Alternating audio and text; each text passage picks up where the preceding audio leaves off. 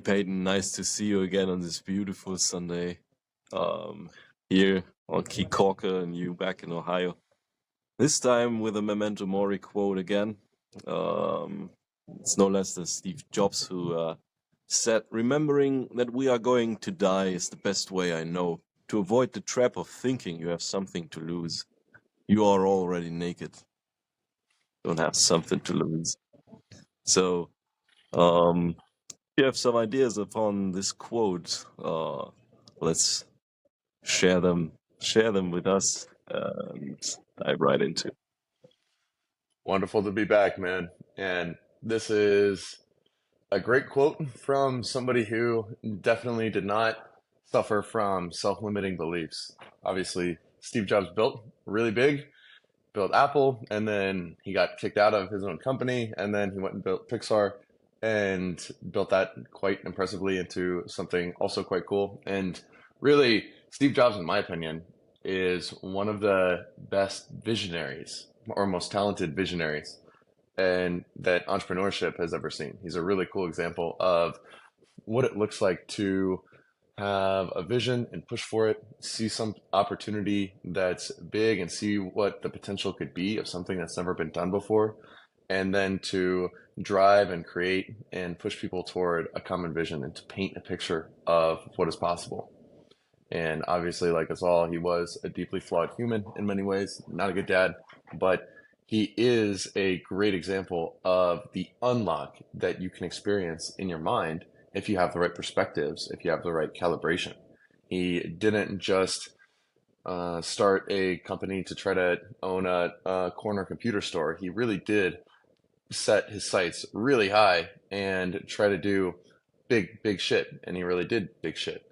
And so it's cool to hear from him, his perspective on what gave him the unlocks that empowered him to see beyond what most other entrepreneurs were capable of seeing and actually manifest a really big vision. And this quote in particular, he's talking about the power of remembering the ephemerality of our lives and of our existence, remembering that we're going to die. And remembering that we're going to die is something that a lot of people find a little morbid at first glance, and it can seem at first like, oh man, this is a little bit dark or whatever. But the reality is, it is the reality. We are all gonna die. We are living on the space rock for a finite amount of time. We are in bodies that age and get sick and then die. It happens to all of us. And some of us don't age that long. Some of us age longer than others. And so this is the baseline fact of our existence, that it is temporary, it is ephemeral. We can choose to spend it in a multitude of ways. And then we are going to die, we're going to decompose, we're going to get eaten by worms, and we're going to be completely forgotten by everybody that we've ever known because they're all going to die too.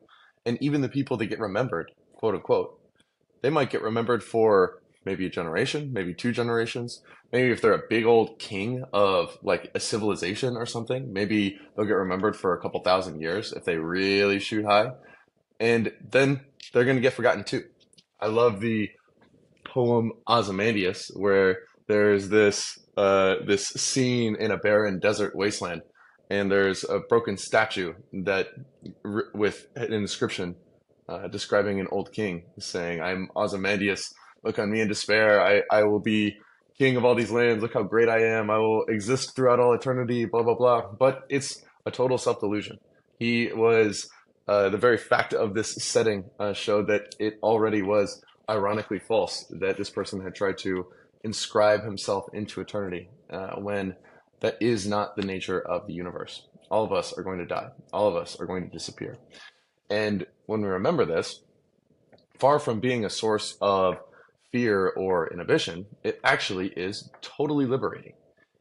If all of us are going to die, if all of us are going to be forgotten, and it's not that far in the future, and if everybody that is witnessing us or judging us are also going to die, and all of their judgments are also going to be quickly forgotten, even before they die, obviously, then it really does not matter if we look dumb. It really does not matter if we fail. It really does not matter if we stub our toe. It really doesn't matter what other people think of us. It really doesn't matter what we think about ourselves or the regrets that we feel or the mistakes that we make.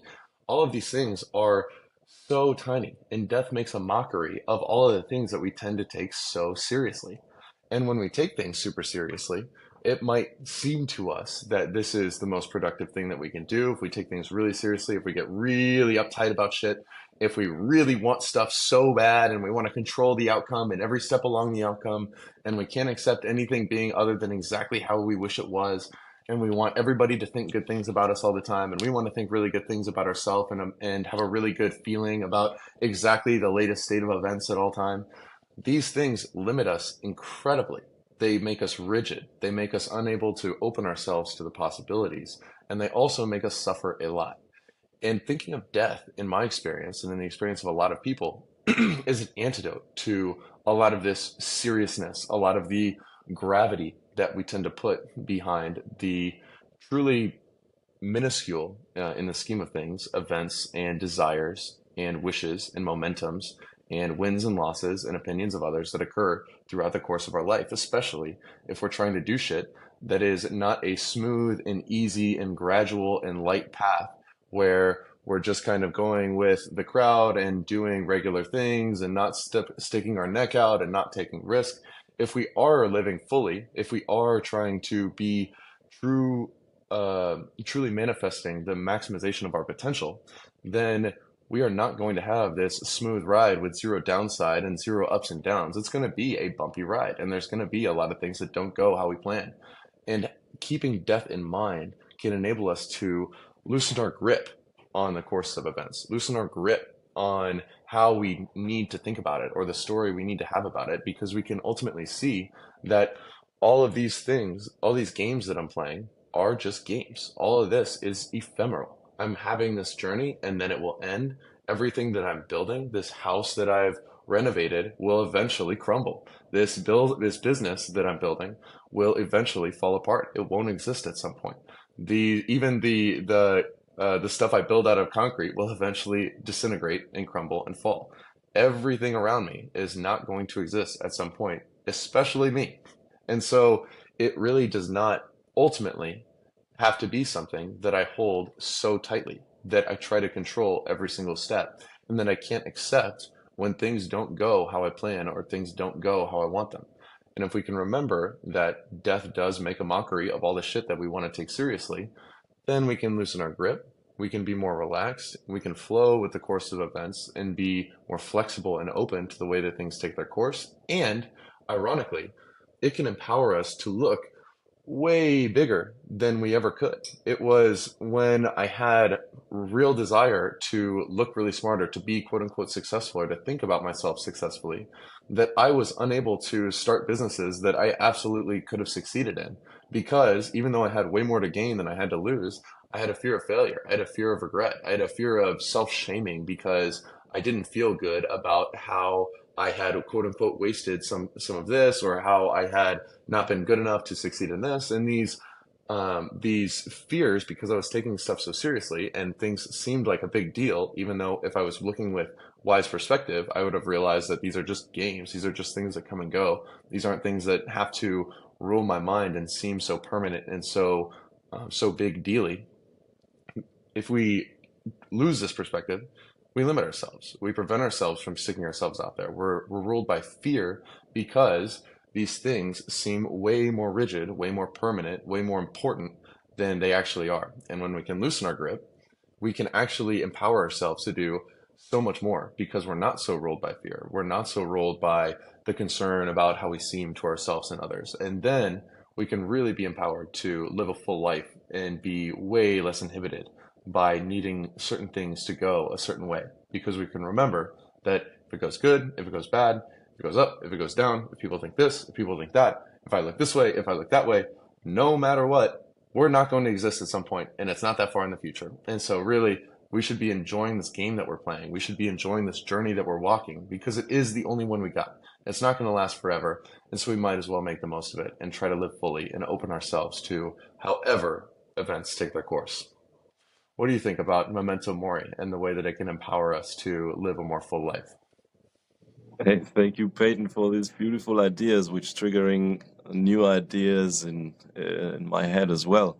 Like you said, it's a beautiful example of how a visionary can shape things out of nothing. Just if you set your mind right, you see in this example how things can turn out if you're at the right time, at the right place, with the right conviction, and so on. And this is the beauty of thoughts. This is the beauty of belief systems and the visions that you want to enact and shape out into your life. And like you said, also dying makes experiences more scarce. If you remember the fact that everybody around us is going to die, that we are going to be back to dust again, it makes this experience we have right now on this beautiful earth so scarce, because nobody's guaranteed even the next moment. Anybody could die of a heart attack whatsoever. And this perspective frees one. Some think it's macabre, but if you find the beauty in this thought, it turns out to be so valuable, because you realize your experience on this beautiful planet is so scarce that you don't have to fuck it up. Don't waste it. Just be content with the moment as it is and use it to realize yourself, realize your visions. Just go for whatever calls you. Listen to your inner voice and go for it, follow whatever you think will make your life better and the life of others as well. So when scarcity makes life more valuable, and when this cosmic insignificance therapy, which when we look above, or when we look at ourselves from above, like from space or whatever, we are on this rock floating through nothing, even tinier than this rock, and even on this tiny island, I'm even tiny human being. But when I immerse myself in this wonderful, wonderful nature with all these beautiful creatures of the sea, of the air, of the land, when I experience this beauty, life experience becomes more elated. It expands somehow. And this is also some kind of opportunity. There is like engaging in challenging situations, engaging in beautiful situations, connecting with nature, feeling awe and being in awe-inspiring moments enriches your life in a way which makes this scarce and tiny resource bigger, expand, and you have created some life out of nothing. You increase your lifespan if you engage in a connection with nature, or in awe-inspiring moments, or challenge yourself in a way that realizes the vision you have of yourself and realizes the inner calling that you have. And so there's also a saying by Janis Joplin where she once said, okay, freedom is when there's nothing left to lose. And if you don't have anything to lose, when you're already naked, then you're free to do whatever the heck comes to your mind, which would enrich your experience, enrich the experience of others as well. And your mistakes won't matter anymore. Embarrassment won't matter anymore. You can go as well, just go start that business. Go see and try and fail over and over again. And mistakes are not mistakes if you learn something from them, so you improve yourself. And it also creates a path which is much more aligned with your values and with yourself, with your mission, with your passion, with your vocation or profession, whatever.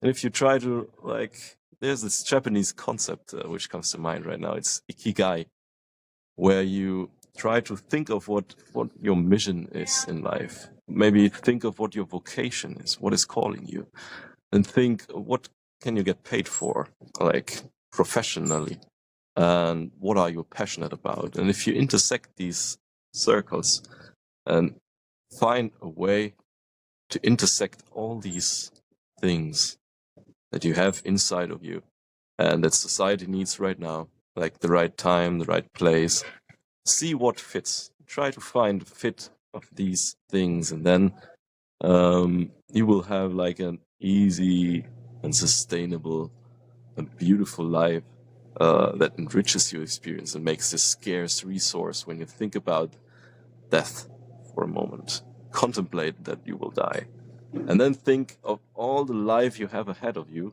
and how you could shape it if you turn out to be lucky. It makes this scarce resource into something really beautiful, which enriches your life and the lives of others as well. Wonderful put. Wonderfully put. The remembrance of death can serve as an antidote for so many things that we're tempted to get into. So many mind states, so many distortions in the way we view ourselves and our life and the world. I think one is just an implied permanence, an implied importance in all the events of our lives. And if we think about the ways that we suffer day to day, a lot of times it has to do with a feeling of distorted importance on things that are ultimately pretty small. So if I have some social event that I go to and I feel like it didn't go well, maybe I said something that I feel like didn't reflect well upon me, or maybe I acted in a way that betrayed a lack of discipline or a lack of wisdom in certain events, or I was caught into some temptation that I don't like about myself or whatever. And I'm walking around and I'm feeling really upset about this. I'm ruminating about it. I'm making myself really unhappy because I'm thinking about this. Ultimately, I am having a distorted view of the permanence and importance of that circumstance. Or if I make a mistake at work, I stub my toe on this, I'm really angry about this. Somebody screwed me over out of $200 and I feel just so upset because it's so wrong and this and this and this. And I'm telling myself this story about it. I'm putting more importance and more permanence on this event than is actually warranted. And I'm making myself unhappy by doing so. The reality is exactly as it is. But I am taking this second arrow and stabbing it into my chest and twisting it around and really causing a lot of pain if I dwell on it. And death can serve as an antidote to a lot of these things because it can cut through it. It's impossible to be thinking of death and think that this $200 insult that I suffered yesterday is actually important in the scheme of things. I can't actually be truly aware of the fact of my ephemerality, that I'm going to be dead in 60 years, and actually get myself wrapped up in this rumination about something that I didn't like that was ultimately akin to a toe stub in the scheme of my life for very long. Another thing that it really can serve as an antidote toward, and this I'm gonna give a little bit of a paraphrase of a quote. I want to say it's Bertrand Russell that said this, but somebody said, "Belief that one's work is terribly important is a sign of an impending nervous breakdown." And this is so true. When we place outsized importance, outsized weight on the day-to-day events of our lives, of how quote unquote big of a deal my work is, how much it matters if I get what I want this week, or if some event lands exactly how I picture or how I hope that it goes. This whole feeling of pressure that we put on the course of events that are obviously, like all events, largely out of our control and largely governed by circumstances that we have nothing to do with, then we are going to drive ourselves crazy. And we do drive ourselves crazy. When we think about this, when we pay attention to the times that we've been absolutely suffering, absolutely miserable, and we think about how much weight was I putting on what was going on? How important did things seem to me and how they were going at the time? So if I'm thinking back to, for example, when I was 24, I was going through a really challenging time, or 22, I was going through a really challenging time. And I thought I was going to fail at my business. I was in a bad relationship. I was in this and that. And a huge part of what gave those events so much teeth was I really thought that they mattered. I really cared about how the ups and downs of this week went. And I thought they were a really big deal and they were really important and they were a huge, huge event in the scheme of things. And it said something about who I was. It felt more enduring than it was. It felt more long lasting than it was. And by placing so much pressure on the way that things go, by not only having an intention to manifest a certain reality, but actually having a strong desire to control an outcome and a lack of an ability to accept when things don't go how I envision, and be open and flexible to the dynamic unfolding of events that are, once again, largely outside of my control. I was wrapping myself up in knots so hard, and I was making myself suffer intensely because I lacked perspective. I was zoomed way, way in. And the remembrance of death, the remembrance that we are all going to die, this is the reality that awaits every single person that we have ever met and that we will ever meet and that we will ever come in contact with. This is the universal human condition that we're going to die. That can put things in perspective. That zooms us way out if we really bring our awareness to it and see that when I'm looking up at a 1 week timeline, then this event seems like a really big deal. Like if I'm just kind of right here in the weeds, then this event, it's like, oh fuck, that's huge. Oh my God, I really need that to be that way, or I really hate that it went that way. Oh my God. Ugh. But if I zoom way out and I'm looking at 80 years, if I'm up in a plane at 30,000 feet and I'm looking down at whatever, this field or whatever, then all of a sudden, just a little tiny thing down there. When I have a broad perspective, then the ups and downs, the little foothills, the little molehills down there are not mountains. And then I can see that, oh, okay, so some things go how I want, some things don't go how I want. Sometimes I get what I want, sometimes I don't get what I want. Sometimes I get what I don't want, sometimes I don't get what I don't want. All these things come and go in our lives. Everything is constantly changing. Everything is constantly dynamic. And when we look way out, we see that this is just one big gestalt. This is just the unfolding of our journey here. This is an 80-year single player game. And not a single player game in that nobody else matters and we should only care about ourselves, blah, blah, blah. These are all within our experience and they all do matter. And they also are having their own single player games that they're playing. But ultimately, we all just have one experience. And nobody can manifest our experience but ourselves. Ultimately, we are responsible and we are the owners of the consequences of however we choose to orient our mind in this world. And if we zoom way in and we try to control things, we're going to suffer. And that single player game is going to suck. And when we get into that, the single player game sucks for a while. And then when we zoom out of it and we realize that this is all one big picture, this is reality, this is fate and destiny unfolding every single day. And sometimes fate and destiny unfolds exactly how Peyton envisions it and Peyton wants to, and Peyton feels like he can control it in this way and he likes that.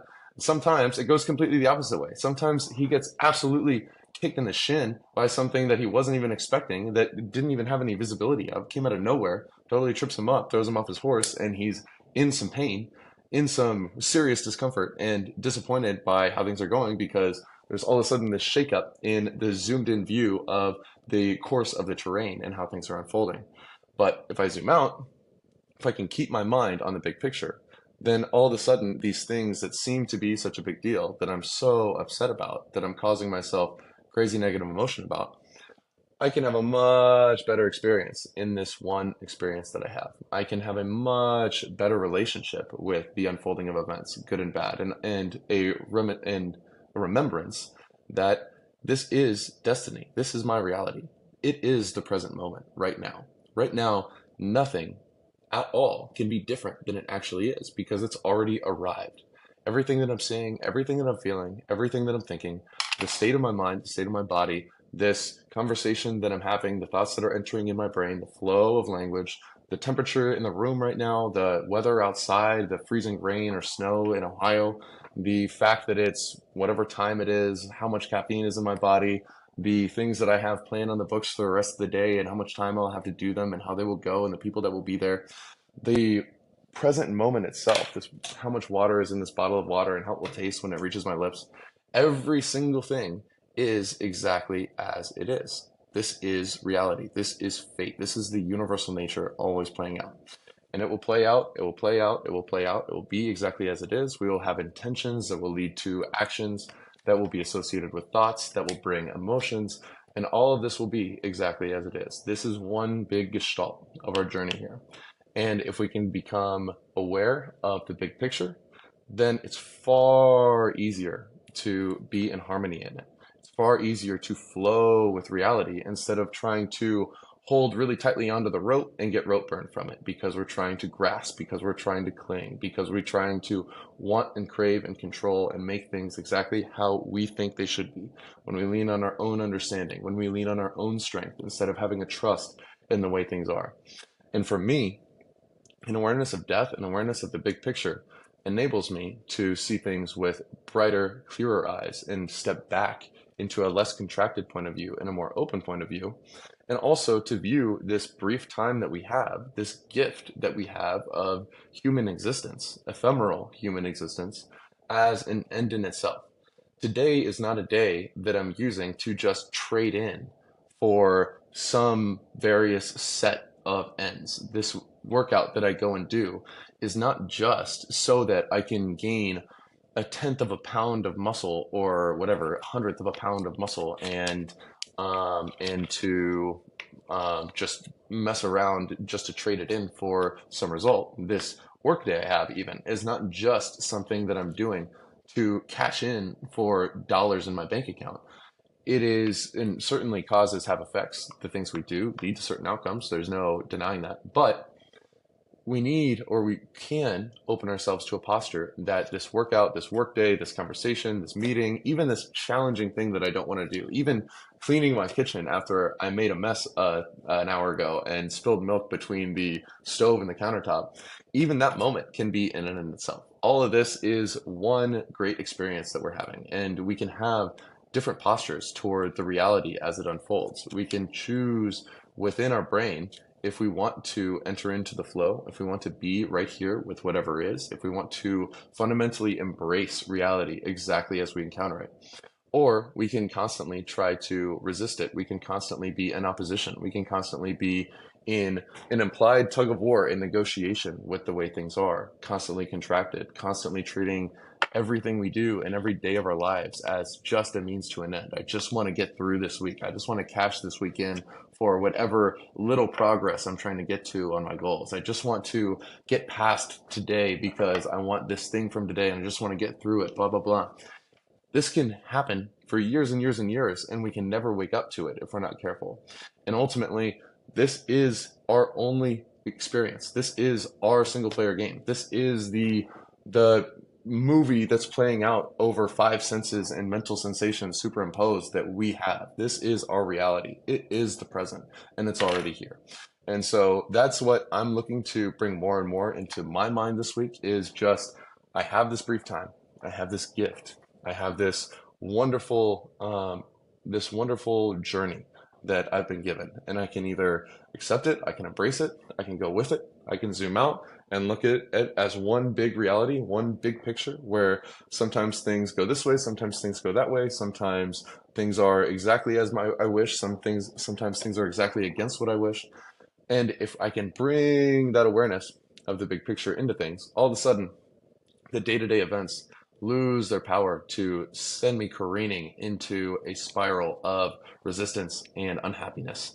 And I can bring an awareness that can enable me to be free to pursue my values, free to align myself, free to open myself to the possibilities and think big and be unencumbered by this straitjacket of this zoomed in, myopic picture of the courses of events and how we need things to be exactly as we envision. So that's what I'm looking to bring into this week, my man. What are your thoughts around these That's things? a beautiful thing to bring into your week, much more clarity. And um, like with a new perspective and not being overly indulged and identified into the small stuff that comes by day or week by week or hour by hour. Like you said, it's kind of a distorted view upon the things, which we can reframe with a powerful method of remembering our death and remembering the impermanence of everything. And that leads us to the realization that it's all small stuff. And we sweat so much about the small stuff in our life, about this meeting, about this conversation that did not end so well, about this embarrassing situation which I encountered. But it's all small stuff. Nobody will remember it in 10 years. Nobody will remember it even tomorrow. And that is so liberating. It's the overly self-importance which leads to our suffering in the embarrassing moments and situations. So if we don't feel that important, if we just are a potato instead of like this wonderful piece of art, like in our last episode we talked about that, then we cannot help but don't suffer anymore, any much longer when we encounter these situations. When we reframed our brain in that way, that we don't sweat the small stuff anymore, any longer, because we are not that important, that is so freeing. That is so liberating. And therefore, I encourage everyone, like a painter of your own life, choose the colors you want to paint your picture with. But also, from time to time, just step back from your frame and look at the big picture, at this 80 years of life, of single player gaming mode, of beautiful, enriching experiences, which are just life, you know? Just live your life, but don't sweat the small stuff. Experience itself is what matters. It's like, it is what it is. Not much more to say about that, man. So I wish we have a wonderful week full of reflection, full of zooming out, full of not sweating the small stuff, and remembering that we soon will be very impermanent. And therefore, there's no reason not to do what you love, or love what you do, or love every situation you are in. There's no reason to not go and ask that girl, or not go and go for that tour, or not go and fly into another country whatsoever. Do whatever makes it worth it to live your life in a wonderful way. Wonderful So I advice, my appreciate friend. you, my man, and thank you for this wonderful conversation. It was enriching and triggering new ideas, and I wish you have a wonderful week, man. You as well, my friend. Always a pleasure. May we keep the big picture in mind in our reactions and decisions this week and treat it See you as an soon, end in Peyton. itself. See you soon, my man.